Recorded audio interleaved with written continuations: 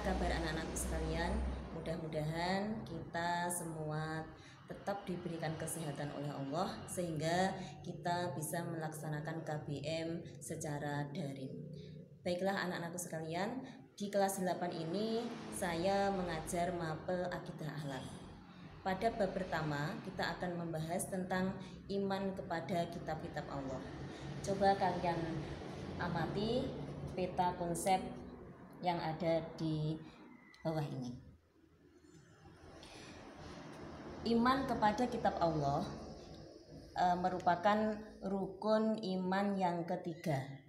Definisi iman kepada kitab Allah itu meliputi iman menurut bahasa artinya adalah membenarkan. Sedangkan menurut istilah, iman adalah membenarkan dengan hati, diucapkan dengan lisan, dan diamalkan dengan perbuatan seluruh ajaran dan perintah Allah dalam kehidupan sehari-hari. Jadi yang dinamakan iman itu kita harus sempurna, tidak boleh kita hanya membenarkan dengan hati saja, tetapi tidak mengucapkan dengan lisan, kemudian tidak mengamalkan. Jadi yang namanya iman itu harus ketiga-tiganya itu harus dilaksanakan. Hati kita membenarkan, kemudian lisan kita mengucapkan, kemudian kita juga mengamalkan seluruh ajaran dan perintah Allah dalam kehidupan sehari-hari.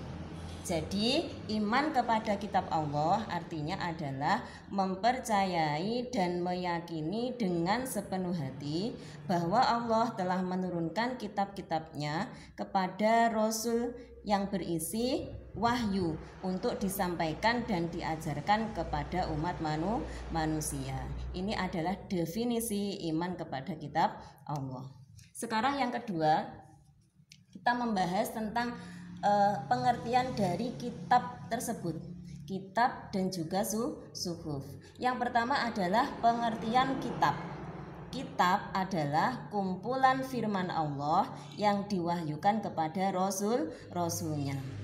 Kitab Allah itu jumlahnya ada 4. Yang pertama adalah kitab Taurat. Kitab Taurat diturunkan kepada Nabi Musa. Yang kedua kitab Zabur. Kitab Zabur diturunkan kepada Nabi Daud. Yang ketiga adalah kitab Injil yang diturunkan kepada Nabi Isa. Yang terakhir adalah kitab Al-Quran diturunkan kepada Nabi Muhammad SAW. Yang kedua adalah suhuf. Suhuf, pengertian suhuf adalah lembaran-lembaran yang berisi kumpulan wahyu Allah yang diberikan kepada rasulnya. Menurut riwayat sebuah hadis, yaitu ada beberapa nabi yang memperoleh suhuf. Yaitu di sini disebutkan yang pertama adalah Nabi Adam. Nabi Adam itu memperoleh 10 suhuf. Yang kedua, Nabi Syed memperoleh 50 suhuf. Kemudian Nabi Idris memperoleh 30 suhuf. Yang keempat Nabi Ibrahim memperoleh 10 suhuf. Dan yang terakhir adalah Nabi Musa memperoleh 10 suhuf. Nabi Musa di samping memperoleh suhuf, itu Nabi Musa juga menerima kitab yang bernama kitab Taurat.